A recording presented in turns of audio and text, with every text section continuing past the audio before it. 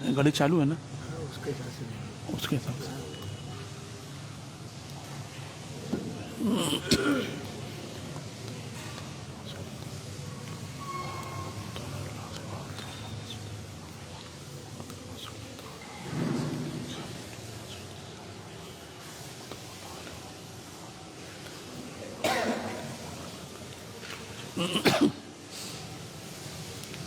الحمد لله نحمده ونستعينه ونستغفره ونؤمن به ونتوكل عليه ونعوذ بالله من شرور أنفسنا ومن سيئات أعمالنا.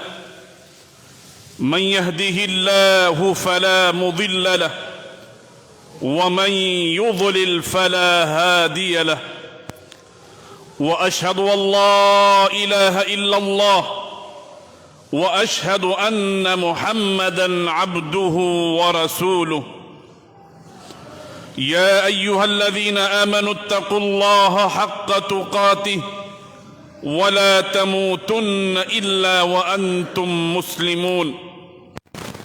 يا أيها الناس اتقوا ربكم الذي خلقكم من نفس واحدة وخلق منها زوجها وبث منهما رجالا كثيرا ونساء. واتقوا الله الذي تساءلون به والأرحام إن الله كان عليكم رقيبا. يا أيها الذين آمنوا اتقوا الله وقولوا قولا سديدا يصلح لكم أعمالكم ويغفر لكم ذنوبكم ومن يطع الله ورسوله فقد فاز فوزا عظيما. أما بعد فإن خير الحديث كتاب الله وخير الهدي هدي محمد صلى الله عليه وسلم وشر الأمور محدثاتها وكل محدثة بدعة وكل بدعة ضلالة وكل ضلالة في النار.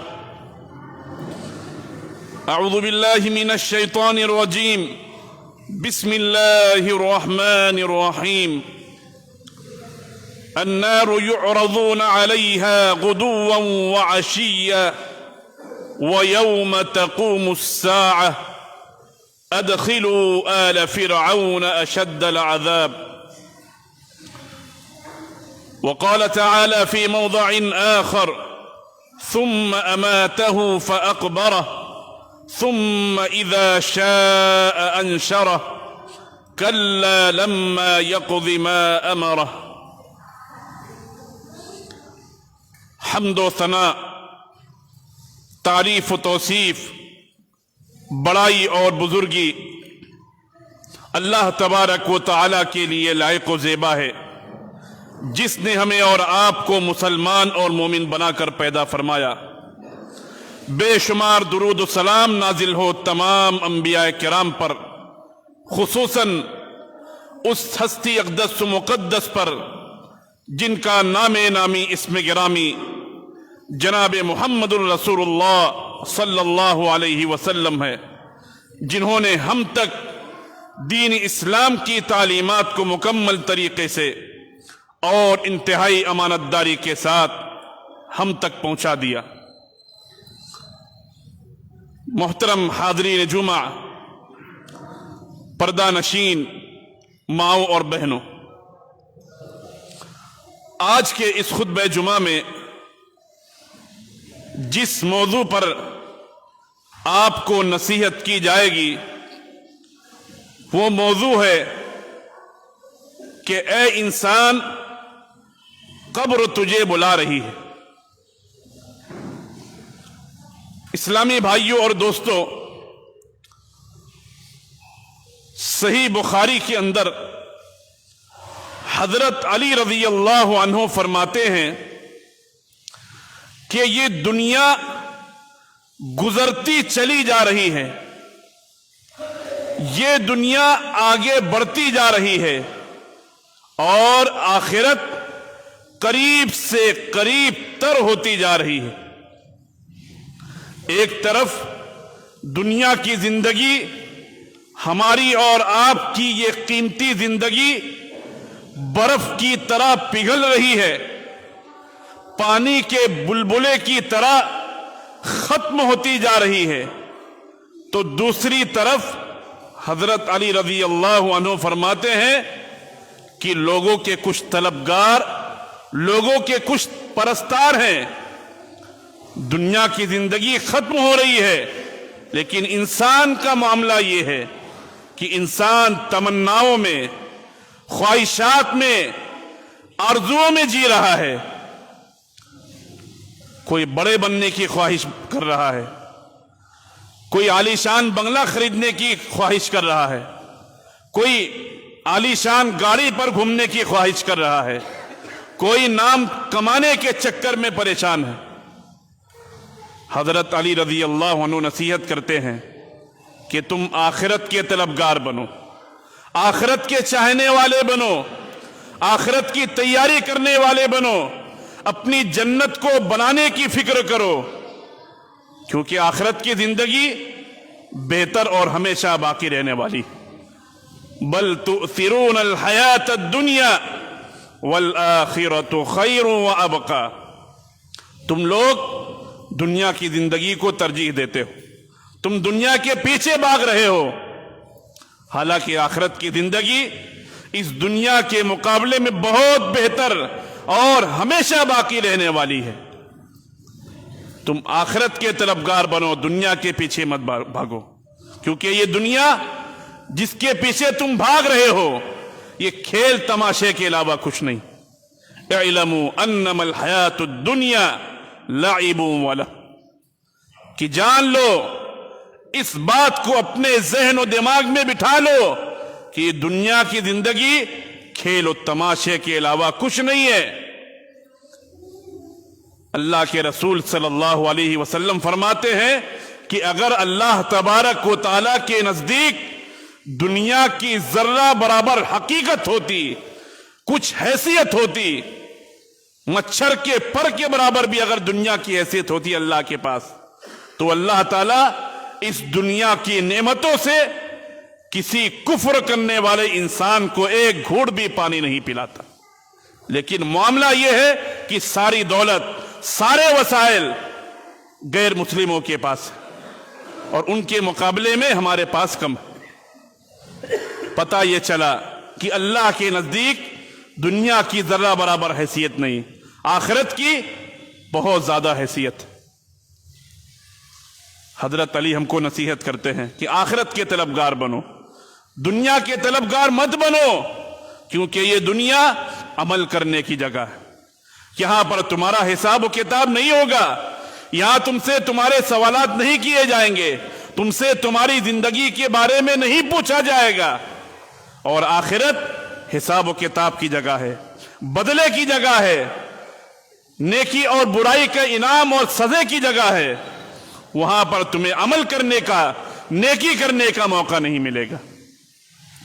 میرے بھائیوں اور دوستوں، حضرت علی رضی اللہ عنہ کے اس قول سے یہ پتہ چلا کہ ہماری اور آپ کی زندگی گزرتی جا رہی ہے اور آخرت قریب ہوتی جا رہی ہے، اور انسان اپنے انجام سے بہت زیادہ قریب ہوتا جا رہا ہے، اور ایک دن ایسا آئے گا کہ لوگ گلی اور محلے کے اندر، علاقے کے اندر یہ آواز سنیں گے، یہ اعلان سنیں گے کہ مٹی دینے چلو بھائیو، فلاں شخص کا انتقال ہو گیا، فلاں شخص کی موت ہو گئی۔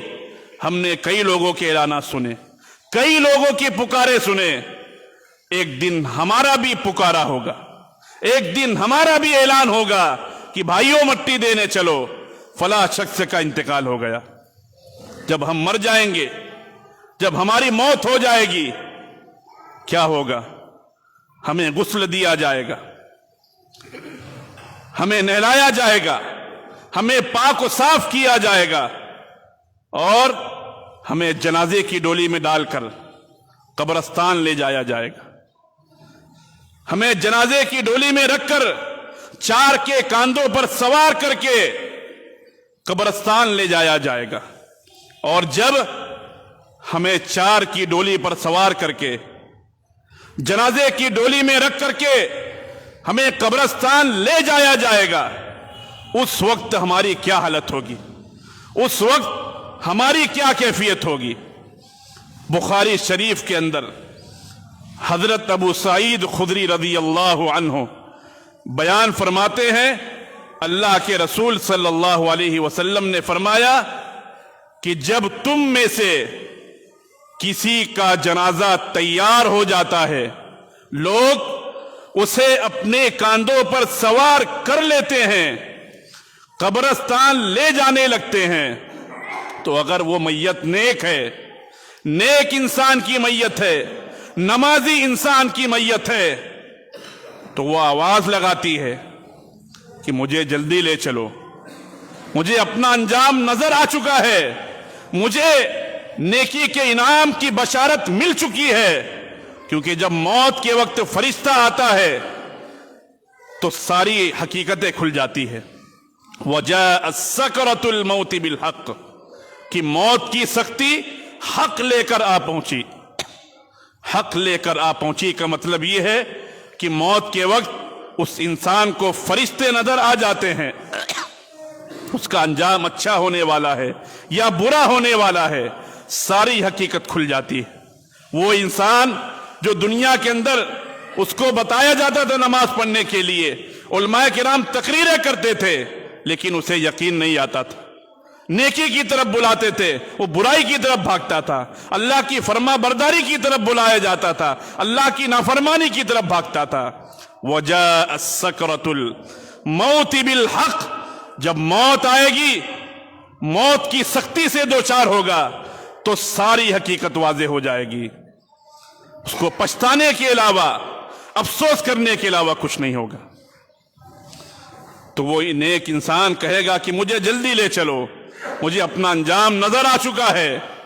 اور اگر برے انسان کی موت ہے، برے انسان کی میت ہے، اللہ کے نافرمان کی میت ہے، ہم تو اسے لے کر چل رہے ہیں، اس کے ساتھ کیا ہو رہا ہے، کس کیفیت سے دوچار ہے، ہم اور آپ نہیں جانتے، لیکن وہ آواز لگائے گا کہ ہائے ہلاکت و بربادی، ہائے افسوس، مجھے کہاں لے جا رہے ہو، مجھے کہاں لے کر جا رہے ہو۔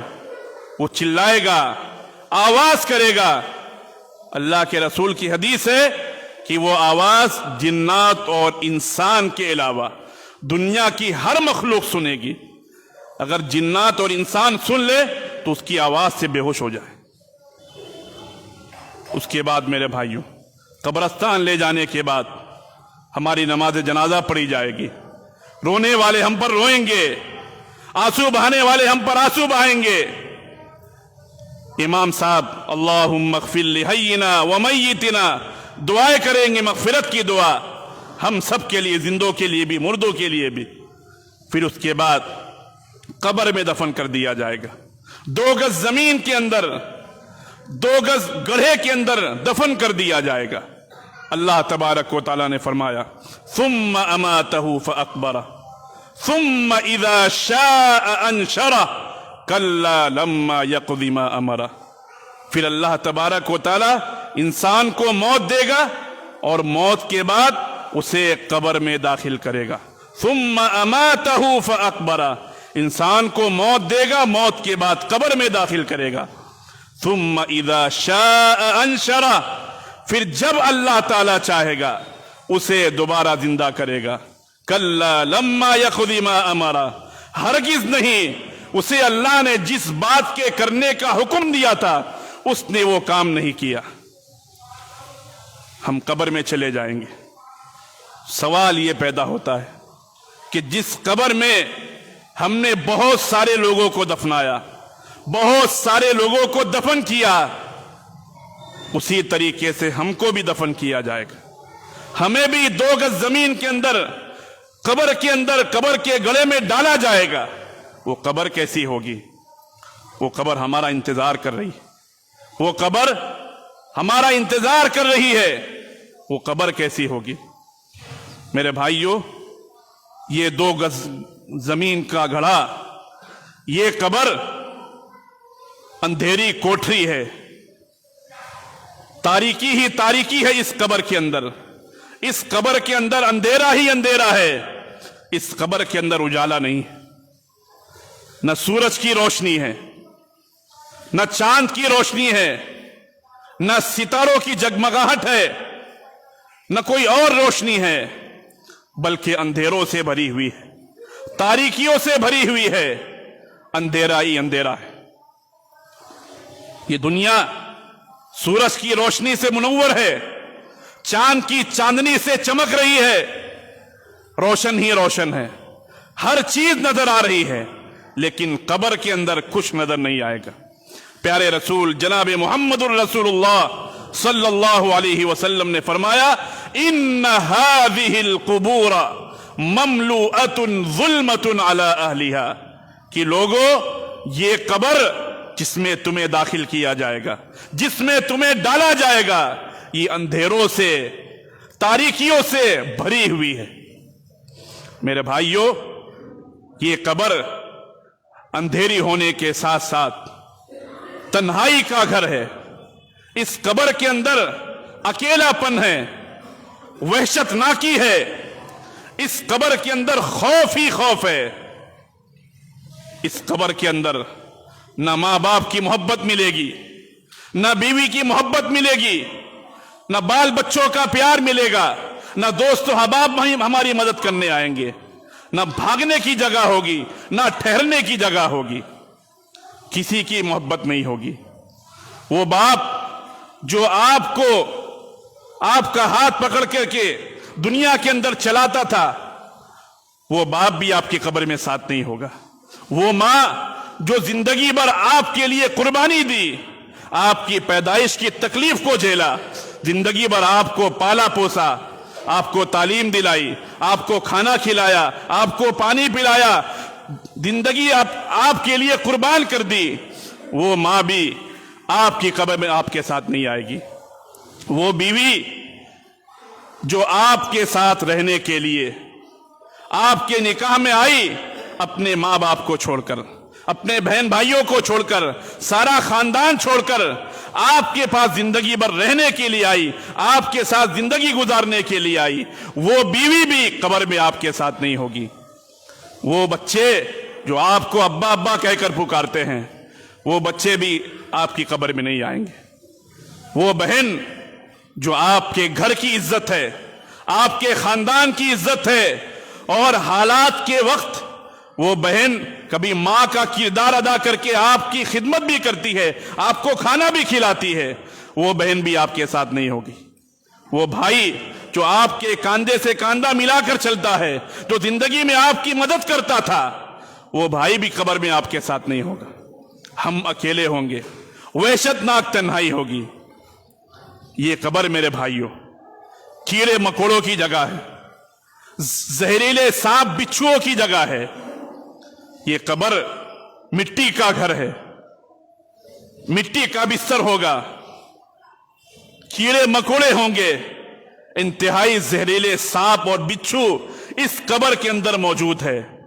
और सिर्फ वो यही नहीं, अल्लाह के फरिश्ते जो अंधे और बहरे हैं, वो अंधे और बहरे फरिश्ते भी गज थामे हुए, लोहे का सलाख थामे हुए कब्र के अंदर इंतजार कर रहे हैं, कब्र के अंदर खड़े हैं। अल्लाह का हुक्म होगा, ये अंधे और बहरे फरिश्ते हमारी पिटाई करेंगे। गौर कीजिए मेरे भाइयों, वो फरिश्ते जो लोहे का गज थामे हुए खड़े हैं, वो अंधे और बहरे हैं। हमें मारेंगे जरूर, हमें तकलीफ देंगे जरूर, लोहे के गजों से आजाब देंगे, न हमारी चीखो पुकार सुन सकेंगे, न हमारी आह व बका सुन सकेंगे, दिखाई भी नहीं देगा उनको, न सुनाई देगा। अगर दिखाई देता, सुनाई देता, तो शायद उनको कुछ रहम आ जाता कि नहीं मानना चाहिए, छोड़ दिया जाए। लेकिन अल्लाह ताला उनको अंधा और बहरा बना देगा। वो बहुत मारेंगे, बहुत पिटाई होगी अल्लाह के नाफरमान बंदों की। ये है कब्र मेरे भाइयों। जरा तसव्वुर कीजिए, सोचिए, हमने कई लोगों को दफनाया और हमें भी एक न एक दिन लोग दफनाएंगे। कि दुनिया की जिंदगी जैसे तैसे गुजर जाएगी, अच्छाई के साथ, बुराई के साथ, नशीब व फराज के साथ ये दुनिया की जिंदगी गुजर जाएगी।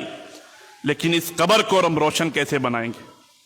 इस कब्र के अंदर हम रोशनी कैसे करेंगे? अल्लाह के नाफरमान बंदे की ऐसी ही हालत होगी। लेकिन अल्लाह का मोमिन बंदा कब्र के अंदर जाने के बाद भी अच्छी तरीके से जिंदगी गुजारेगा। यही वजह है मेरे भाइयों, इस कब्र की हवलनाकी की वजह से प्यारे रसूल सल्लल्लाहु अलैहि वसल्लम उम्मत को रो रो कर नसीहत करते हैं कि कब्र के लिए तैयारी कर लो। इब्ने माजा की रिवायत है, हजरत बरा इब्ने आजिब रज़ी अल्लाहु अन्हु बयान फरमाते हैं कि एक दफा हम अल्लाह के रसूल सल्लल्लाहु अलैहि वसल्लम के साथ किसी जनाजे में शरीक हुए। कब्रस्तान पहुंचने के बाद अल्लाह के रसूल सल्लल्लाहु अलैहि वसल्लम कब्र के एक किनारे बैठ गए, रोने लगे, आंसू बहाने लगे। इतना रोए, इतना रोए, इतना आंसू बहाए कि आंसू की वजह से नीचे की जमीन गीली हो गई। गौर कीजिए कैसा रोए होंगे, कितना आंसू निकला है कि जमीन गीली हो गई। और इसी रोने की हालत में, इसी गम की हालत में, इसी बेचैनी की हालत में सहाबा किराम कब्रस्तान के अंदर मौजूद है। दफन करने के लिए आए हैं मैयत को। उम्मत को, सहाबा किराम को नसीहत करते हुए उम्मत को नसीहत करते हैं, या इख्वानी लिमिथली हादा फअइद्दू, कि ए मेरे सहाबा, ए मेरे प्यारे लोगों, ए मुझ पर ईमान रखने वालों, ए मेरी उम्मत के लोगों, इस कब्र के लिए तुम भी तैयारी कर लो। तुम्हें भी इस कब्र के अंदर दफन होना है। इस जगह के लिए तुम भी तैयारी कर लो, इस जगह के लिए तुम भी नेक अमाल कर लो। या इख्वानी लिमिथली हादा फअइद्दू। अल्लाह के रसूल आज से 1400 साल पहले रो रो कर हमको नसीहत करके चले गए। लेकिन हमारा मामला यह है कि कब्रस्तान में जाने के बाद भी हमारी हंसी मजाक नहीं रुकती। कब्रस्तान में जाने के बाद भी हम दुनियावी गुफ्तगू से बाज नहीं आते। कब्रस्तान में जाने के बाद भी हम नशा आवर चीजों के इस्तेमाल से बाज नहीं आते। वहां भी दुनियावी गुफ्तगू होती है, वहां भी नशा आवर चीजों का इस्तेमाल होता है। कोई नसीहत, कोई इबरत हम हासिल नहीं करते। बस खाना पूरी के लिए रिश्तेदार हमें कोई ताना ना दे, इस वजह से हम शायद, अल्लाह नियतों का हाल जानते हैं, मैं कुछ नहीं कह सकता, हम इसलिए शरीक हो जाते हैं। लेकिन उस कब्र में हमको जाना है। ये कब्र हमारी आखिरत की सब में पहली मंजिल है। इस मंजिल की कामयाबी आगे की तमाम मंजिलों में कामयाबी, इस मंजिल में नाकामी आगे की तमाम मंजिलों में नाकामी है।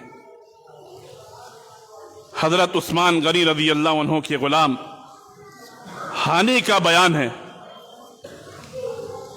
कि हजरत उस्मान गनी रज़ी अल्लाह अन्हु जब कब्र पर जाते तो रोने लगते, इतना रोते कि उनकी दाढ़ी गीली हो जाती। रोने की वजह से, आंसू की वजह से दाढ़ी गीली हो जाती। लोगों ने पूछा, लोगों ने सवाल किया कि ऐ उस्मान, आपके सामने जन्नत और जहन्नम का भी तज़किरा किया जाता है, लेकिन आपको इतना रोना नहीं आता। लेकिन जब कब्र का तज़किरा आपके सामने किया जाता है तो आप रोने लगते हैं। हजरत उस्मान गनी रज़ी अल्लाह अन्हु बयान फरमाते हैं कि इन्नल क़ब्र अव्वलु मंजिलिम मिन मनाजिलिल आखिरा, कि ये कब्र आखिरत की सब में पहली मंजिल है। जो इस मंजिल में कामयाब हो गया आगे की तमाम मंजिल में कामयाब हो जाएगा। जो इस मंजिल में नाकाम हो गया आगे की तमाम मंजिल में नाकाम हो जाएगा। सवाल ये पैदा होता है कि क्या हमारी पहली मंजिल कामयाब हो जाएगी? क्या हमारी नेकियां, हमारे अमाल ऐसे हैं जो इस पहली मंजिल में हमें कामयाबी दिला सके? शायद मेरे भाइयों ऐसा नहीं है। पहली मंजिल में कामयाबी, आगे की तमाम मंजिलों में कामयाबी। अगर यहीं पर नाकाम हो गए तो आगे भी नाकाम हो जाएंगे। मेरे भाइयों और दोस्तों, फिर हजरत उस्मान गनी रज़ी अल्लाह अन्हु बयान फरमाते हैं کہ میں اس وجہ سے قبر کے عذاب کا تذکرہ سن کر ان کنٹرول ہو جاتا ہوں کیونکہ میں نے اللہ کے رسول صلی اللہ علیہ وسلم سے سنا ہے کہ ما رأیت منظرا قط الا القبر افظع منہ، کہ میں نے قبر سے زیادہ سختی اور وحشتناک جگہ کوئی نہیں دیکھی۔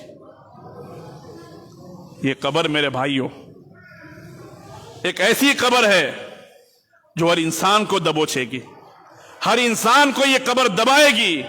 مومن ہے، مومن بھی دبایا جائے گا لیکن اس کو قبر بعد میں دبا کر چھوڑ دے گی۔ ایک کفر کرنے والا انسان ہے، ایک اللہ کا نافرمان انسان ہے، اس کو بھی قبر دبائے گی اور اس کو قیامت تک دباتی رہے گی۔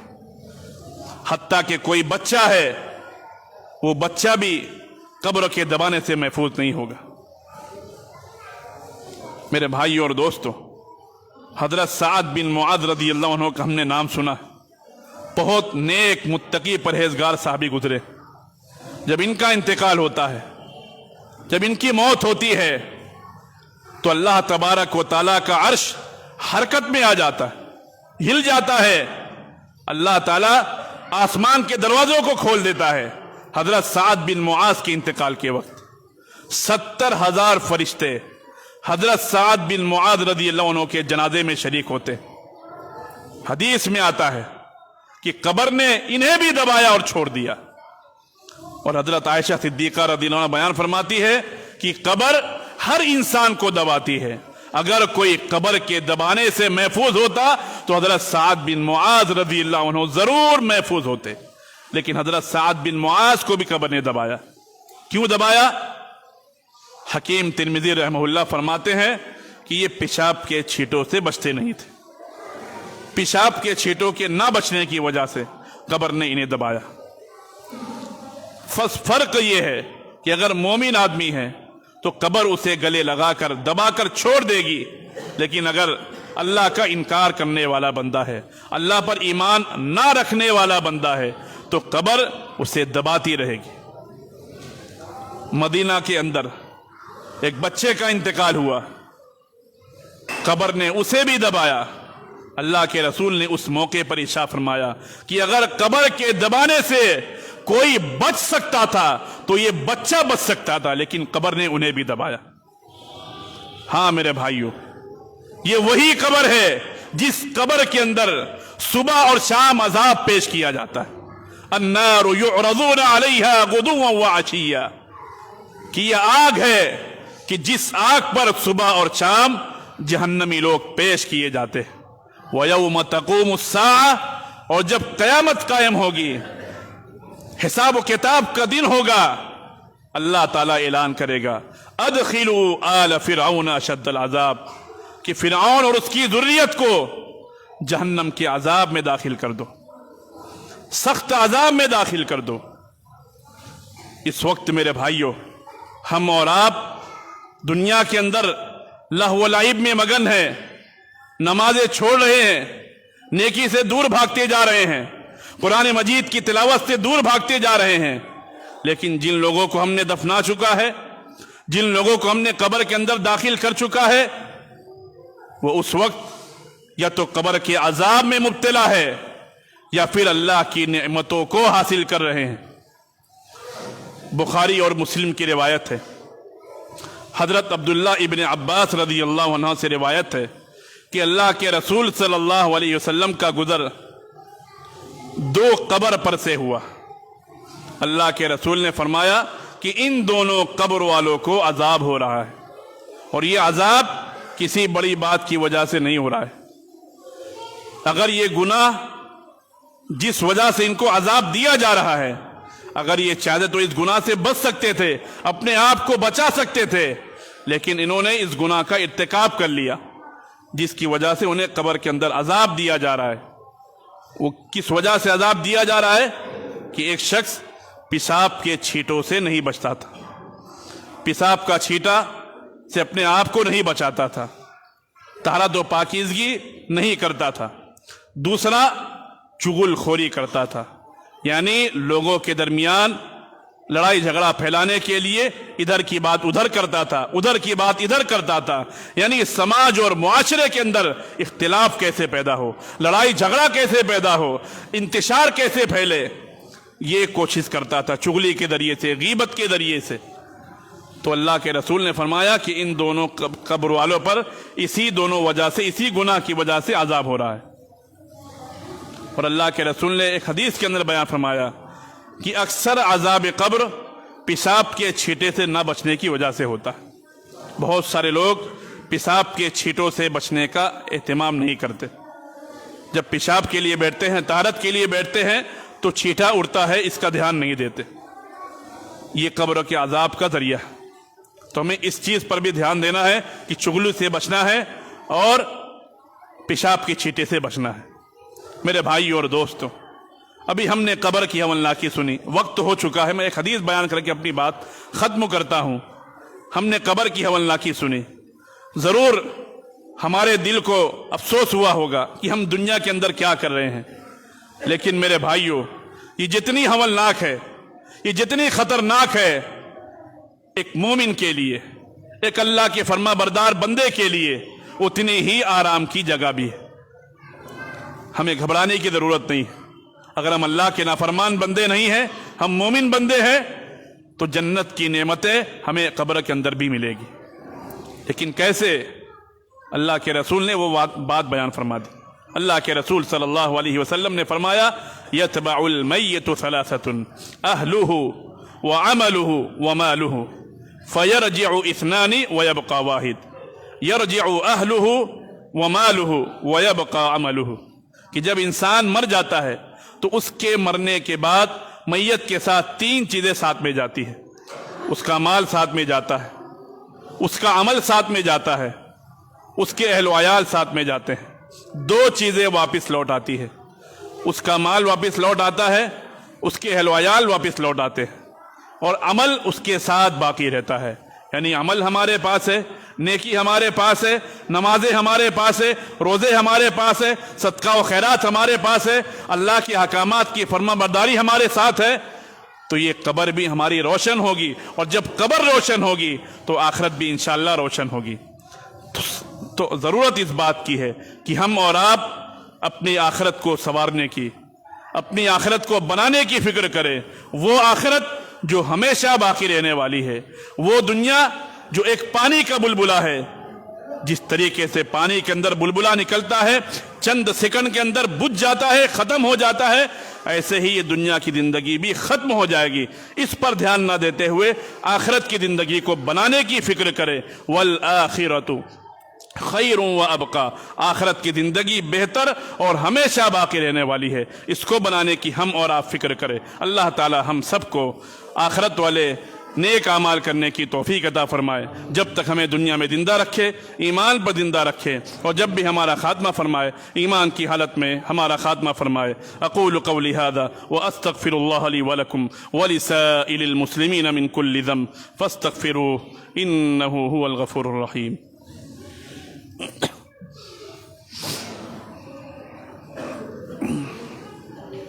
ان الحمد لله نحمده ونستعينه ونستغفره ونؤمن به ونتوكل عليه ونعوذ بالله من شرور أنفسنا ومن سيئات أعمالنا.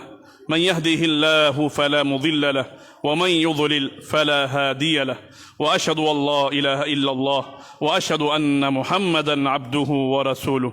أما بعد، إن الله وملائكته يصلون على النبي يا أيها الذين آمنوا صلوا عليه وسلموا تسليما. اللهم صل على محمد وعلى آل محمد كما صليت على إبراهيم وعلى آل إبراهيم إنك حميد مجيد. اللهم بارك على محمد وعلى آل محمد كما باركت على إبراهيم وعلى آل إبراهيم إنك حميد مجيد.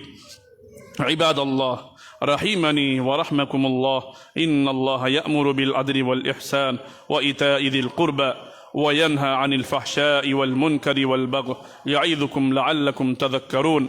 اذكروا الله يذكركم وادعوه يستجب لكم ولذكر الله تعالى وأولى وأجل وأتم وأكبر والله يعلم ما تصنعون.